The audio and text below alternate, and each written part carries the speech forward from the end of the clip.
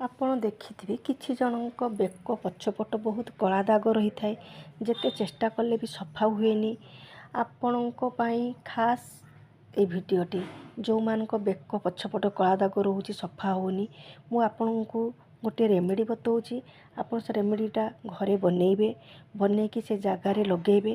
ତାପରେ ଦେଖିବେ ସେ ଜାଗାଟା କେମିତି ସଫା ହେଇଯାଉଛି। ଆପଣ କ'ଣ କରିବେ, ଗୋଟିଏ ଗିନାରେ ଆପଣ ନେବେ କୋଲଗେଟ୍, ଟିକେ ଖାଇବା ସୋଡ଼ା, ଟିକେ ଚିନି, ଟିକେ ଆଉ ଇନୋ ଆଉ ହଳଦୀ ଆଉ ତା ସହିତ ଲେମ୍ବୁ ରସ ଦେବାକୁ ଜମା ଭୁଲିବେନି। ତାକୁ ଗୋଟେ ଭଲ କି ମିଶ୍ରଣ, ଗୋଟେ ଭଲ କି ପେଷ୍ଟ ବନେଇଦେବେ। ତାପରେ ତାକୁ ସେ କଳା ଦାଗ ଯେଉଁଠି ହେଇଛି ବେକରେ, ଆପଣ ଚାହିଁଲେ ଆଣ୍ଠୁରେ ବି ଲଗେଇ ପାରିବେ, କହୁଣୀରେ ବି ଲଗେଇ ପାରିବେ। ତାପରେ ତାକୁ ଲଗେଇକି କିଛି ସମୟ ତାକୁ ଛାଡ଼ିଦେବେ। ଟିକେ ସମୟ ଛାଡ଼ି ସାରିଲା ପରେ ତାପରେ ଗୋଟେ ଟାୱେଲ୍ ଆଣିକି ସେ ଜାଗାକୁ ଭଲ କି ରଗଡ଼ି ଦେବେ। ତାପରେ ଦେଖିବେ ସେ ଜାଗାଟା କେତେ ସୁନ୍ଦର ପରିଷ୍କାର ହେଇଯାଇଛି, ବିଲକୁଲ ବି କଳା ଦାଗ ନାହିଁ।